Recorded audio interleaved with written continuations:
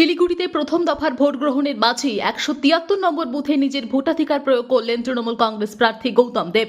বৃহস্পতিবার সকাল 7:30 নাগাদ শিলিগুড়ি গার্লস হাই স্কুলে পৌঁছান তিনি। সাধারণ ভোটারদের সঙ্গে লাইনে দাঁড়িয়ে শান্তিপূর্ণভাবে ভোট দেন গৌতম দেব।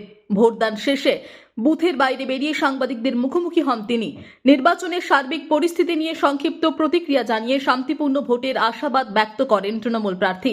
এদিন সকাল থেকেই বুথের নিরাপত্তায় কড়াকড়ি লক্ষ্য করা যায় এবং কেন্দ্রীয় বাহিনীর উপস্থিতিতে নির্বিঘ্নে ভোট গ্রহণ চলছে। This thumping victory will be take place as because people are waiting to vote against this unruly, unconstitutional jumlabaji of the ECI and the Election Commission and their agents.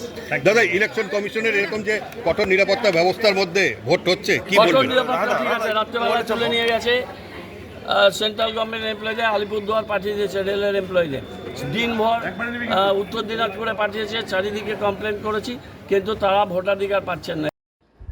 Bureau report, আরোহী news Bangla.